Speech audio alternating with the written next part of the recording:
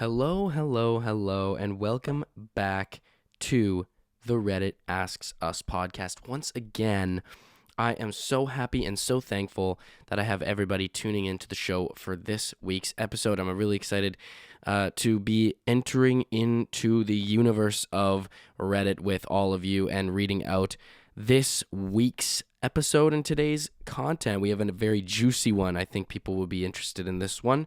It's one for the those of you who may be interested in a little bit of human psychology. But anyways, before we hop into today's episode, why don't we go ahead and intro the show? So welcome to Reddit Asks Us, where we read and react to comments from r/Askreddit. I am your host, Luke Dick. Remember, if you're watching on YouTube, remember to like, comment, and subscribe. If you're listening on Apple Podcasts, Spotify, wherever else you get your podcasts, please leave us a rating and also please leave us a review. We always appreciate the feedback, and we appreciate the ratings that all the listeners have to submit. We really hope that you like the show, and if you have anything to say, just don't be afraid to leave a review or go ahead and leave a comment on my YouTube channel. Remember, if you want to comment on something that we're talking about or make a comment about a given week's episode, then go to my YouTube channel at Reddit Asks Us and comment your comment under the most recent episode, and I will read that comment out aloud on the next week's following episode. So, I'm sorry I didn't get a chance to respond to your comment, Vortex. It's finals sort of season right now here, and I'm in school, and we're getting things wrapped up for the semester, so things have been a little bit hectic and a little bit busy, but nevertheless, I will read your comment out here. Excuse me. I'll read your comment out loud here on the show, and then we will henceforth engage and proceed into this week's content. So last week's episode was what ruined your Thanksgiving this year. So this comes from Vortex on his other account. Well, since I live in Australia, we don't celebrate Thanksgiving. So last week's episode was what ruined your Thanksgiving. I think I said that. Sorry. Well, since I live in Australia, we don't celebrate Thanksgiving, but I will do a Christmas story from last year. Well, Vortex, I didn't know you were from Australia. Shout out to all my Australian listeners. I really do appreciate you, no matter where you're listening from. So, I really do appreciate that. I've been working on that Australian accent. Anyways, I was sitting down watching some TV when my cousins started to make fun of what I was watching. Then my brother joined in, started to bully me. Then they thought it would be funny to start eating my chocolate, one of my presents. I didn't realize it until it was too late. Then they had the bright idea to tease me, saying stuff like, "Oh, you're gonna cry. Does somebody want some chocolate?" Then fucking spat some out and threw it at me. I just ran into my room crying because I just love Christmas, and I didn't come out for the rest of the day. Not the happiest story, but here is a fun story. I had some friends over for my 16th birthday party, and we were playing hide and seek at 9 at night. Raced my friend Josh home. We had no shoes on, so running probably wasn't the best idea, and that was at midnight. I feel sorry for my neighbors because we were screaming, and then we played Monopoly at 2 in the morning while eating garlic bread. Watched Tooth Fairy, the one with the rock. That movie rocked. Yes, it's a very good movie, very OG movie. Shout out to the one of the kids or the kid in that movie with the nut allergy. I totally know what that is like. Had breakfast at 10 in the morning. Then we played basketball with a cricket bat. Then one of my friends left, and I got to open my presents for my family. I got a new phone. Nice. Getting a new phone's always good. A lot of chocolate. Could have been more, in my opinion. I don't blame you. Got some food, some decorative lights, and some money. Yeah, that's. I did just this weekend. Happy birthday to me. So yes, happy birthday to you, Vortex. That's awesome. Happy 16th birthday. Glad to hear that you had a fun time on your 16th birthday, but it is not a good thing to hear that you had a Christmas ruined because of that. Especially Christmas time. I know how much everyone loves Christmas. I've been trying to get into the Christmas spirit a little bit more this year, and the key is getting into it early, and it's been really tough to get into that Christmas spirit over COVID. Excuse me. I just personally feel that COVID that just made us be concerned about so much more than things like Christmas. I mean, it was just hard to even spend Christmas with your family, because everyone was kind of isolated over the past few years. And this is going to be the first, I don't know, quote unquote, normal Christmas since COVID. And last Christmas, I got COVID as soon as I got home. So I couldn't even go hang out with my friends. I had to isolate, and it was not fun. But anyways, why don't we just hop into today's episode? So I'm sure, as you can see from the title, this episode is why did you cheat on your partner? So this one fascinates me for many reasons because there isn't really one universal answer to this question. I personally feel that cheating is a very complex thing, but it's also a very interesting phenomenon that sort of happens in relationships. And cheating can take place because of a multitude of reasons, but at the end of the day, it is probably something I think that we would all consider really immoral. And I think when we hear about people who have done it that have been close to us in our sort of circles, we have this questioning, this why would you do that?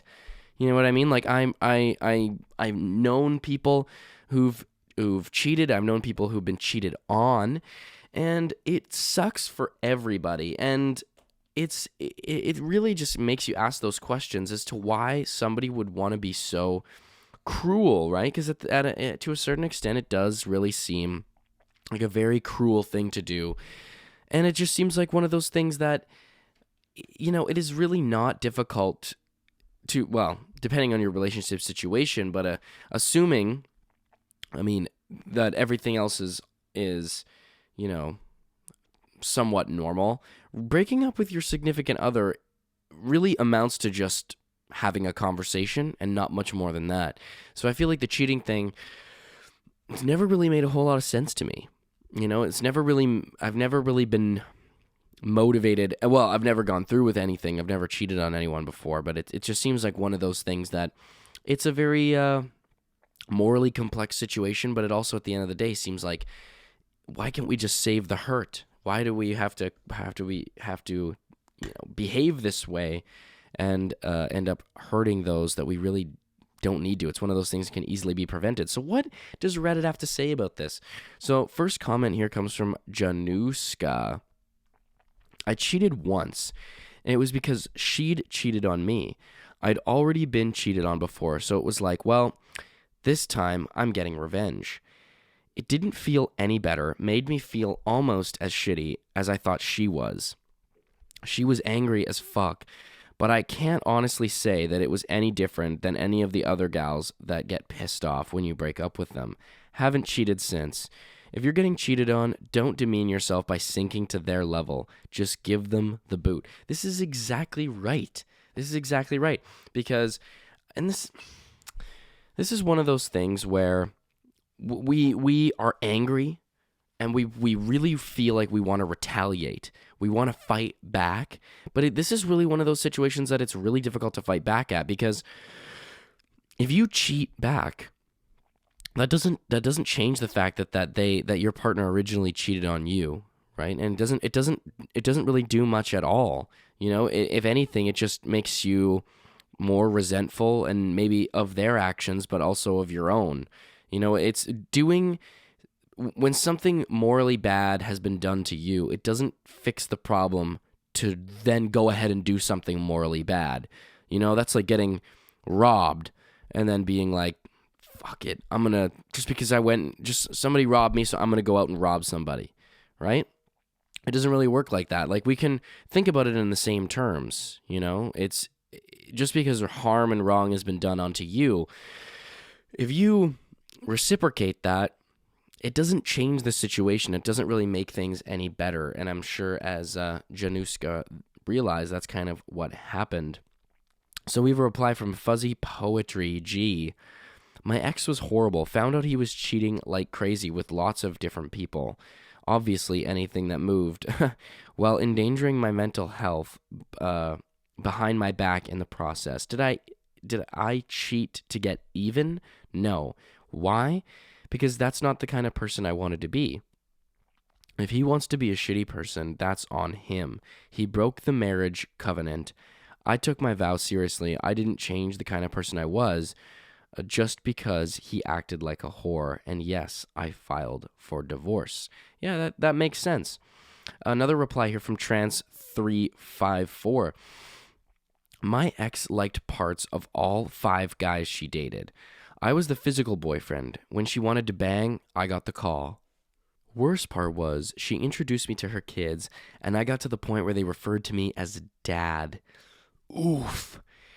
I didn't know about the other guys. One guy was rich, one guy had a degree of power, one had connections to sports.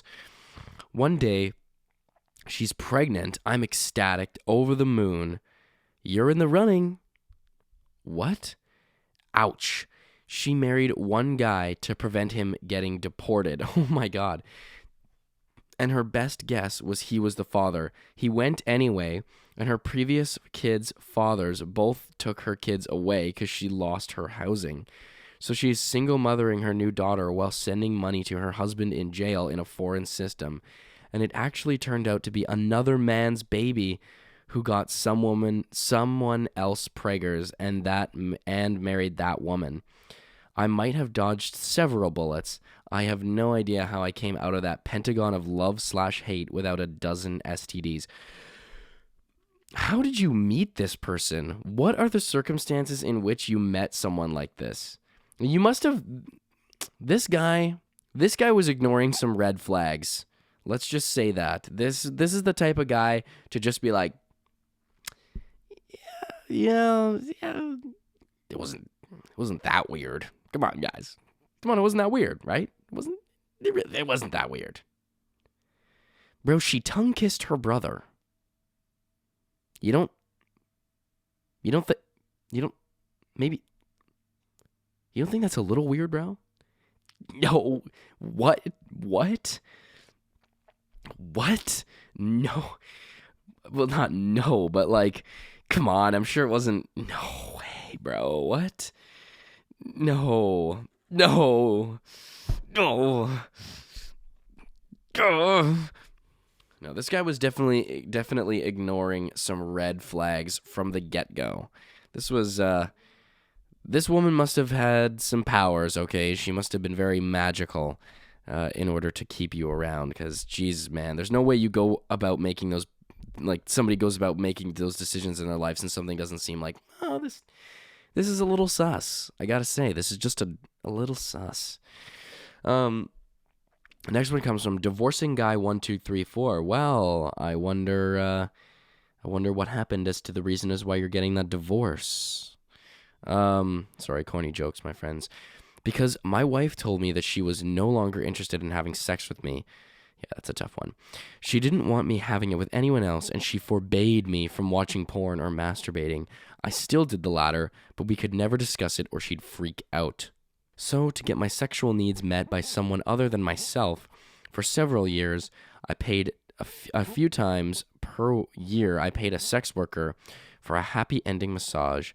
This was still cheating, but I rationalized it as the mildest form of cheating possible. No chance of an STI, no chance of an unwanted pregnancy, no emotional involvement. I knew I was wrong, but at the time, I felt like it was my best choice out of several lousy choices. I realize now that I should have just said at the time I want a divorce, and that's where we ended up anyway. And I would have saved myself, my wife, and our kids some needless pain over the years by cheating on her and hiding it from her. I made it so much worse when she eventually found out. To cheaters on here, I would say, get out of your relationship. If you're cheating, you're clearly not happy. Do yourself and your partner a favor and just end it now before it all goes to hell. Yes, this is very true. This is a very tough situation because, again, not everyone cheats for the same reasons.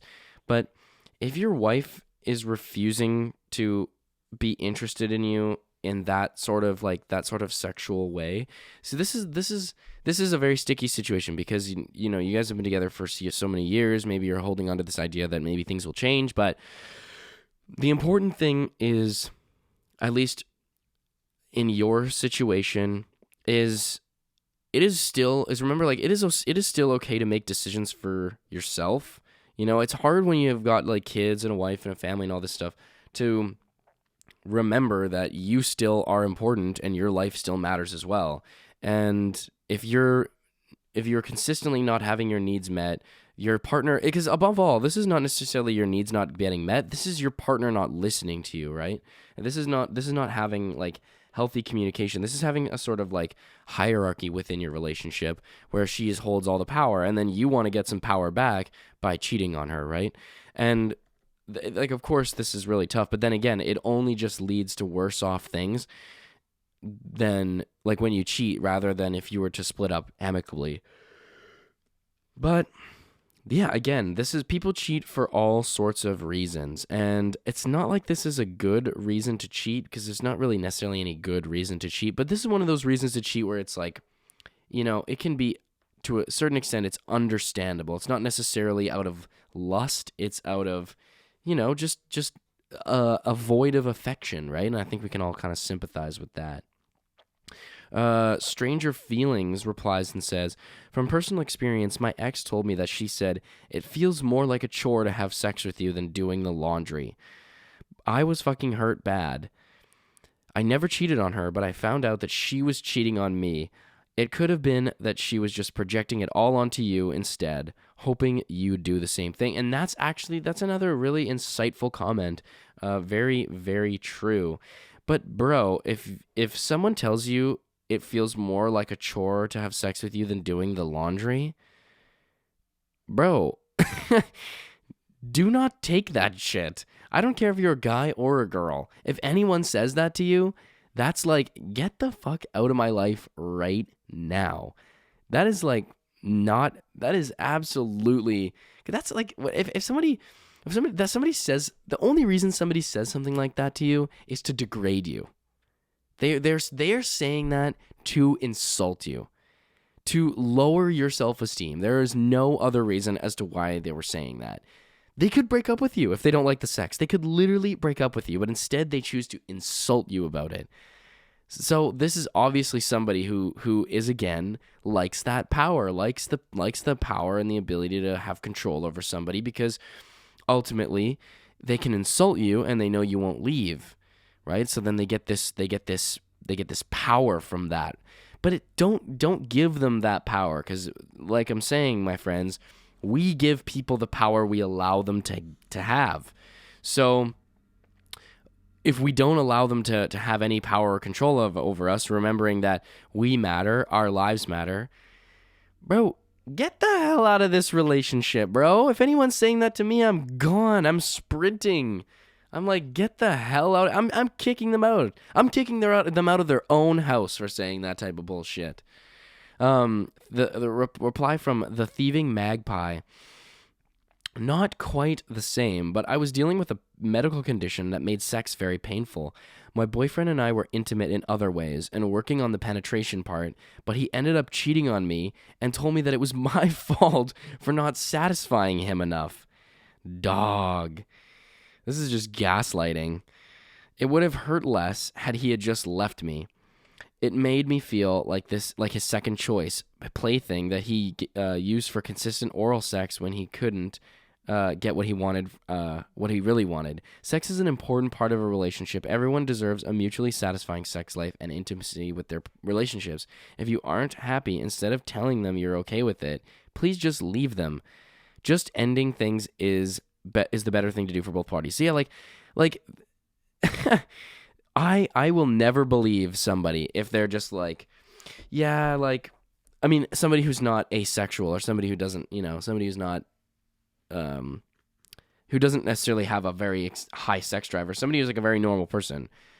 If they literally be like, yeah, my girlfriend is just like, she just says that, sex these days with me is just, she doesn't want to do it and stuff, but I totally get it. She's tired and, I totally understand. Bro, I don't believe you at all. Your girlfriend does not just not want to have sex with you, okay? This is more than that.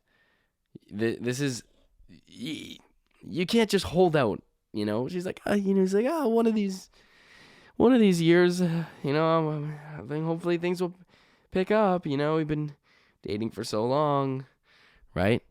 No, you can't, bro. You got to get some respect. got to get some respect for your own intimacy. You know what I'm saying? You definitely deserve a healthy relationship. I'll never believe it when somebody says, no, the fact that she says she doesn't want to have sex with me that's no big deal. It's no big deal. I'm totally cool with it. I'm so cool with it. No, doesn't pass my bullshit detector. Next comment comes from Keown710. I was drinking and doing a lot of coke. It honestly turned me into a careless piece of shit for a long time. Well, alcohol and coke will definitely do that to you. Yeah, they'll do that. They are. Let's just say those things aren't necessarily. They're not going to inhibit you from doing things. You know, they're going to. They're going to maybe have a little bit of motivation. You know, oh, I drank 7 beers tonight. I probably shouldn't get in this car. No, if you're on alcohol and coke, I don't think that that's the internal conversation that you're going to be having with yourself. But hopefully you're off the coke now and the booze, because those things are great, especially when used in tandem.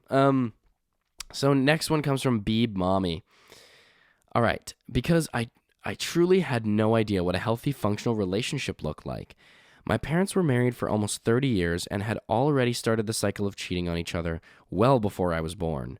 My grandma used to tell me stories of being friends with my grandpa's girlfriends because she just wasn't toxic and jealous like other women.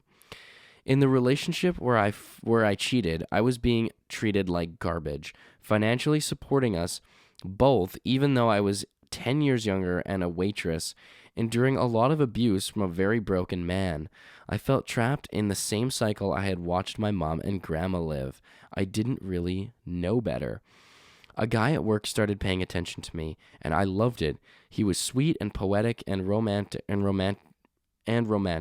committed to helping his sister raise his niece, was out of the house and working instead of drinking my paycheck away and punching holes in my walls.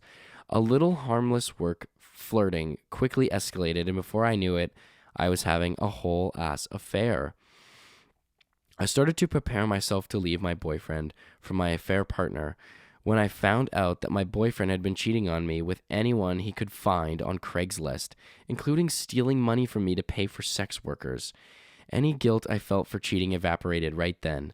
I threw all my clothes in a big trash bag and drove to my affair partner's house, ready to start a new life together.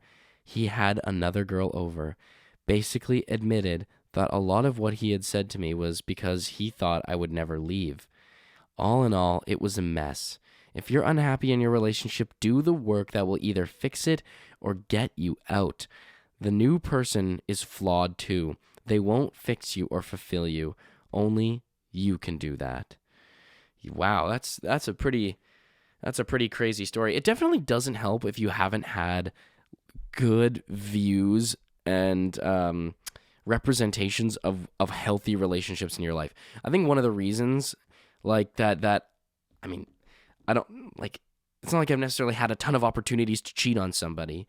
But I think one of the reasons why I feel like I saw it being morally bad and something that don't think I would ever do is because I've seen a lot and like bore witness to a lot of very healthy relationships throughout my life.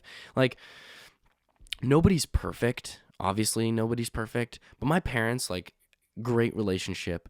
Both of their parents have great relationships, you know? So I grew up with not only my parents having a great relationship, but both sets of my grandparents also having really great relationships. So, you know, and again, like I said, nobody's perfect. Not every relationship is perfect, but it was very evident to me as a kid that they loved each other, that everyone loved each other, and that nobody was doing things to hurt each other on purpose. And those weren't my sort of like idealistic versions of relationships that I was exposed to as a kid. And I think that definitely makes a difference, right? Because you sort of repeat what you are witness to in your life, and you're thinking that is something that's okay. But like B Mommy said, that's not going to help. The person that you cheat on with, if they probably know you're cheating, you know what I mean? And so if they know that, I mean, not in all situations, but it wouldn't be a wild thing to assume that that person, probably doesn't necessarily have any problems with you cheating on your partner. So they might also be, maybe not the most morally aligned person that exists.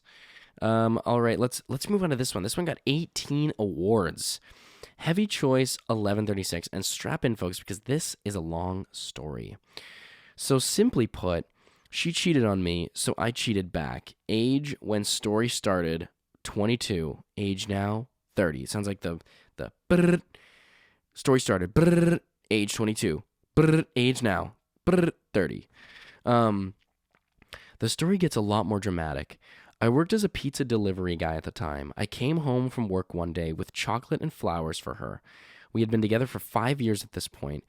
She was screwing another guy in our bed. As soon as I entered my apartment and heard sex noises, I knew. I snuck into the frame of my bedroom door and witnessed the act with my own 2 eyes. They never even noticed I was there. I was so hurt by the situation, which I should have confronted head on, that I left my own house and went to my buddy's house and smoked a blunt. He told me I should let her know I caught her cheating and see how she reacted, but I didn't. I was just trying to rationalize what I did wrong a lot. Several hours later, I returned home, gave her the chocolate and flowers, and continued like nothing was wrong. I was a fool. Needless to say, she got ready for her job, which is a night shift security guard, and left around 7 p.m. I sat there for several hours crying after she left. Around 10 p.m., our roommate called and asked if I could come up to her job and see what was going on with her car. The roommate is also my significant other's best friend. I went up there to figure out the issue with that POS car, piece of shit car, and got her back to the house. The battery cable was messed up, if anyone was wondering. Thank you very much. After the roommate got home, she cooked dinner, spaghetti and garlic bread. Hey, shout out Vortex with the garlic bread. She cooked dinner, spaghetti and garlic bread. I ate and sat on the couch. I proceeded to stay on that couch knowing what had occurred in my bed earlier during the day. About 3 a.m., I had the biggest emotional breakdown. I began crying to the point I could no longer breathe. As I sat in the dark crying, the roommate came and sat down beside me and pulled my head into her lap and rubbed my head. I'm not quite sure how long we stayed there like that, but I eventually fell asleep. I woke up the following day on the couch with my significant other waking me up.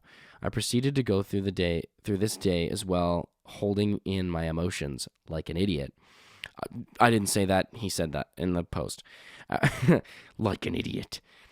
After she left for work again around 7 p.m., I just sat there for hours. Eventually that evening, I wrote a letter addressing my feelings and the cheating. It was about 3 pages long. The roommate came in shortly after 10 p.m. and did her evening routine, showering and all that. What happened next surprised me. As I lay on the couch, she came and began talking to me. She stated that she could tell me something was wrong, so I told her about the cheating that I had witnessed and all that.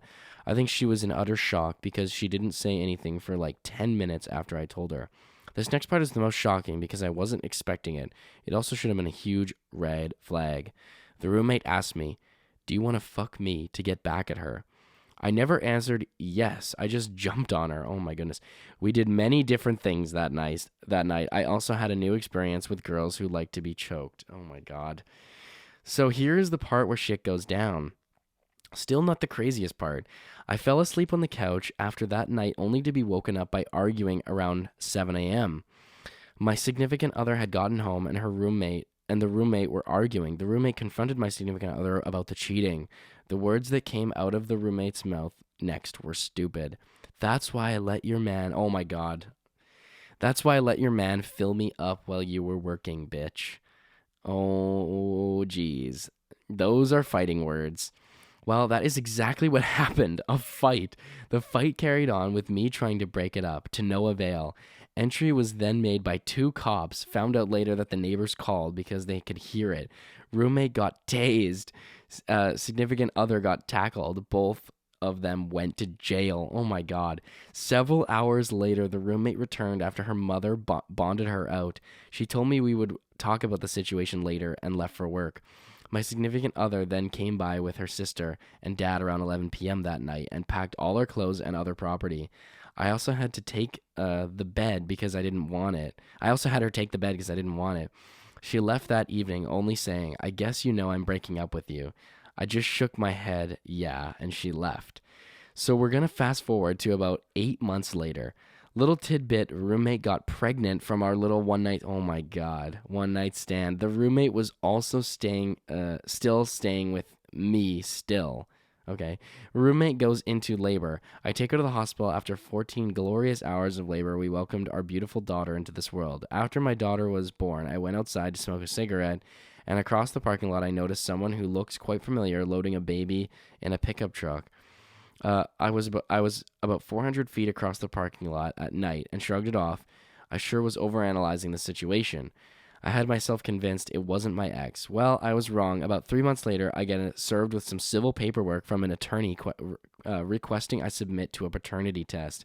After looking through all the paperwork with an attorney of my own, he was able to provide me with the date the child was born, which was a day before my daughter's birth. I knew then. I did see her at the hospital that day. I took the paternity test. I was indeed the father. After a lengthy child custody case, I paid $420 a month in child support and get my son 2 weekends out of the month. Jeez. I am also married to the roommate now and have a 7-year-old daughter and son now.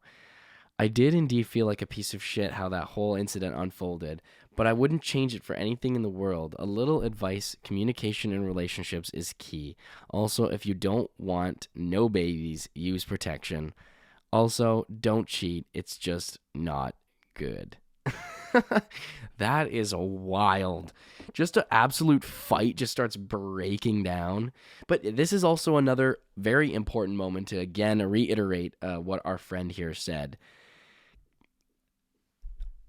If you were engaging in the very normal act of reproductive actions with a significant person, please, my friends, protect yourself, because it is a moment over an entire life, an entire person's life, their consciousness, right? You definitely don't want to be responsible before that if you're not ready. So please make sure you look out for yourself and take care of yourself. That was such a wild story. You're married to the roommate that you cheated on your girlfriend on for cheating on you, and then you ended up being the father of her child and your ex-girlfriend's child. That is wild. I'm sorry you only get to see your son 2 weekends a month. That's not great. But I'm glad, hopefully you're in like a happy, healthy, stable relationship. All right, let's move on. WorkZinc says, this is a totally new post, 'cause I'm a fucking idiot. Cinnamon Trolls replies and says, spill it.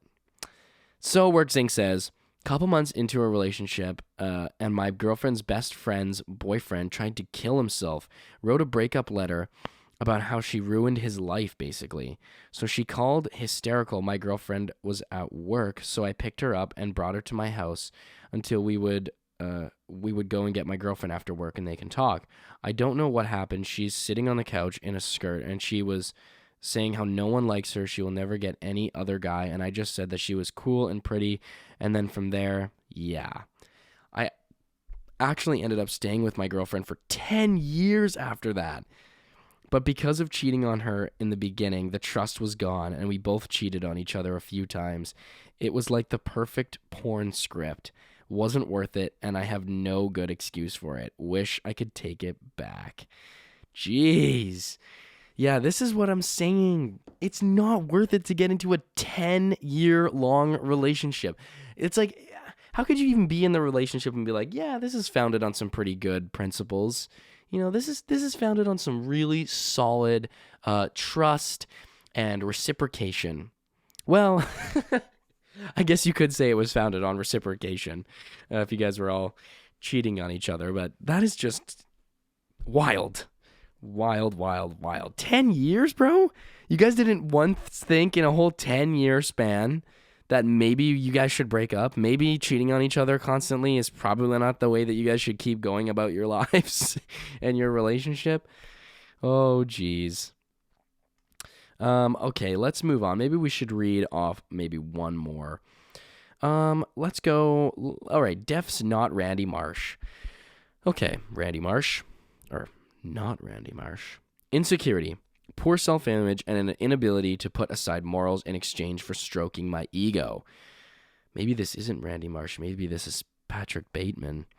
I was bullied all throughout school, depressed, angry, so after school, when I started actually getting attention from women, I went nuts. My ego was exploding. I'd lie about where I was going, delete text messages, have alternative accounts, etc., etc. I thought I was sly. I wasn't. She knew. They always find out. I've changed a lot since, and thankfully, we're still together. But it hasn't been without its trials. Geez, you're still together? Trials and tribulations. There are times I see the hurt in her eyes, and I wish I could take it all back. But at the same time, I really don't think I'd be where I'm at as a person today if it weren't for that experience. It took a lot for me to realize just what type of person I actually was. And I woke up one morning looking in the mirror, and I didn't like the person who was staring back at me. It was an out-of-body experience where I didn't recognize myself, but I knew I hated what I was looking at. It's taken a lot. I make sure I tell her every day that I love her, and I'll forever be hers as long as she'll have me. But if she were to tell me tomorrow she's done, I wouldn't hold it against her. She's my best friend. She's helped me grow as a person and been way more patient than she had to be. I wish I could take what I know now, go back in time and start all over, just so she wouldn't have that hurt and the doubt that I know is eating away in the back of her mind. She doesn't deserve it. Ragdoll Princess replies and says, why did she stay with you, if you don't mind me asking? And I don't think that there was really a reply to this, but there was a reply here from another user, Likely Satire. As someone who stood with somebody like this, yeah, it for sure is to a degree low self-esteem. The main part is, at least for me, you convince yourself you still love them and they still love you. But after all that happened, it becomes extremely hard to believe and puts more strain on the relationship than cheating itself. Now, you have doubt and anxiety when they say that you're going out with friends and double guess everything. And not even because you're worried she may cheat or you're not good enough, but because they've done it before and lied without shame so many times. You are not conditioned to trust them anymore, especially if it's a person who only felt bad after they've been caught or who did it multiple times. It shows they only care about consequences and looking bad after the fact as opposed to actually giving after the fact as opposed to giving a shit. And not to mention the self-esteem issues that follow, like you said. Eventually that wears on you, and no matter how much you try to put behind you and move on, you always know it's a possibility for them to act this way again. And it oftentimes will happen again. That ex I'm referencing and broke it off 5 years ago. Since then, she immediately dated a new guy who looked like the opposite of me for 2+ years, only to cheat on him with my cousin.